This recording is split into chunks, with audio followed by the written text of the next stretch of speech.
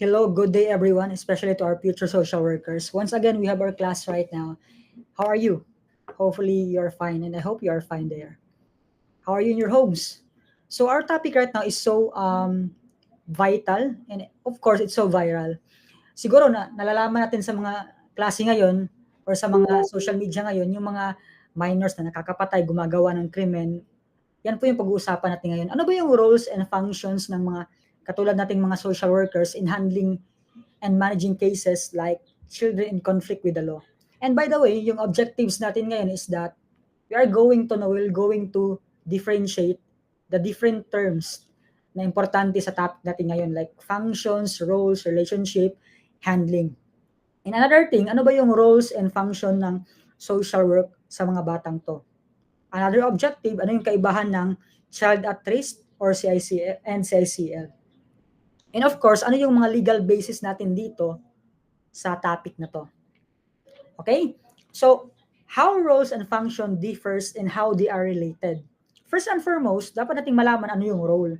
Pag sinasabi nating role, as in O na role, yan yung posisyon ng isang tao or purpose that someone or something has in the situation. Organization or society. Meron siyang role dyan or relationship. Okay? Next is yung function. Again, yung role, naka-highlight dyan ay posisyon ng tao. Ano yung rank niya, posisyon. Parang ganun kumbaga. Ano naman yung function? Now, function is an activity na natural or intended sa isang tao na nasa kanyang posisyon. So, it's most likely, ano yung action na ginagawa ng tao. Yan yung function natin. Pag tinanong ka, ano yung role mo? Ang ibig sabihin yan, ano yung posisyon mo sa organisasyon na yan? Ano yung function mo? Ibig sabihin, ano yung mga aktibidades na gagawin mo sa trabaho mo? Ano naman ibig sabihin ng relationship or connection? Ano yung connection ng dalawang to? To perform what is expected to your role as case manager. So meron po talaga siyang intercrossing, no? You do counseling, assessment, example as your function. So tayo na social worker, meron tayong role as a case manager. Meron tayong ginagawang function din, no? Nagka-counseling tayo, nag-assessment tayo, and so on. Yan yung function natin. Another thing, what is the difference between handling and managing? Handling the best or the way that somebody deals with or treats a situation, a person or animal. Paano ka ba nagdi-deal ng sitwasyon na nadadaanan mo? For example, what will you do if the PNP suddenly turned over 3 CICLs who committed heinous crime without prior notice? Paano mo siya i-handle ngayon? Next thing is managing. Means doing and executing the activities, plan, strategies, or the act or process of administering, overseeing, and controlling. So it's all encompassing na pag sinasabi nating managing, no? Nagpaplano ka na, meron ka ng mga strategy dapat, ano yung, paano mo siya i-administer, and so on. And ito na yun ngayon, no? Ito na yung ang ating mantra ngayon. For example, may mga gumagawa ng krimen or kabulastugan ng mga bata. Ano ba yung kaibahan? Ano yung CICL at ano yung child at risk lang? So, pag sinabi ng child at risk po, refer po siya ng mga bata who are vulnerable to and at risk of committing offense because of the personality, family, and circumstances such as but not limited the following. For example, naabuso sila, physically ba yan or psychologically, mental, economic, or any other means. Ibig sabihin lang dito po ng at risk po ay hindi pa sila nakagawa ng krimen pero posible sila gumawa ng krimen dahil sa nangyayari sa kanilang paligid. Kasi naabuso sila, na-exploit sila, so na-abandon sila, na-neglect. And if you see a lot of data, usually sa mga batang na-abandon na, lalo na sa state, posibleng gumawa ng krimen. Pero nandyan po sila sa state na na-abandonado sila, so at risk pa yung tawag sa kanila dyan. Pag gumawa ng krimen, yun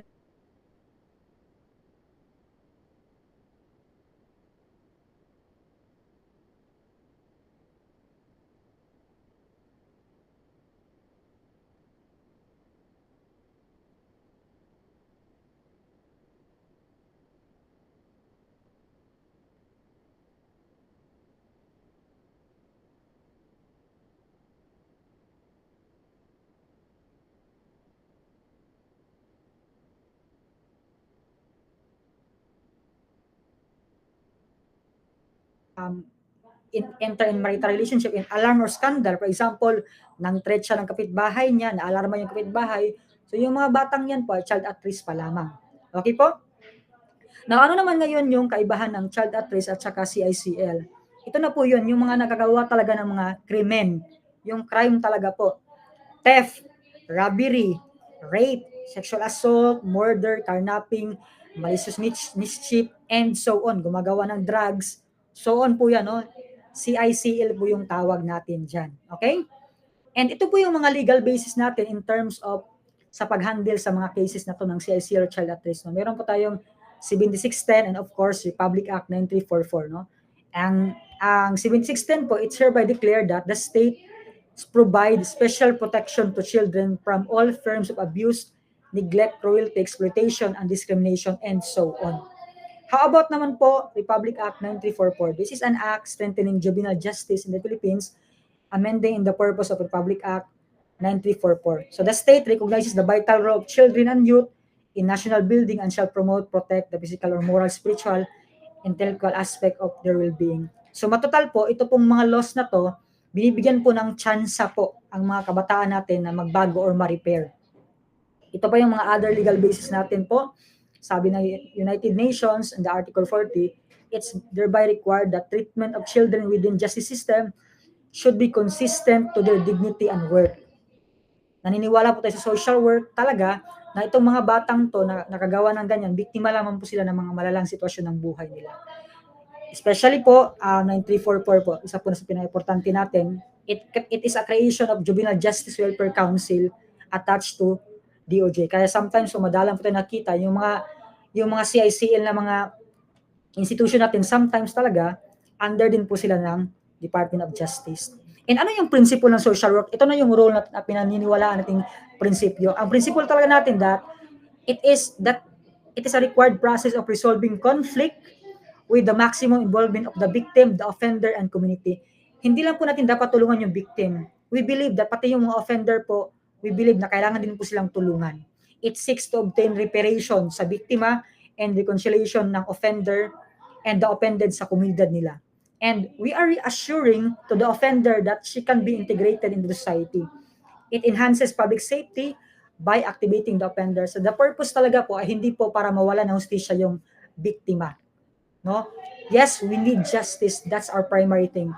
But we also give chance or a restorative justice na tinatawag natin sa mga offender because we believe that they also deserve a chance in our society, no matter how big their crime is. In our purpose in social work, I believe and we all believe and we must believe that there is no and there shall always be no hopeless case. Thank you.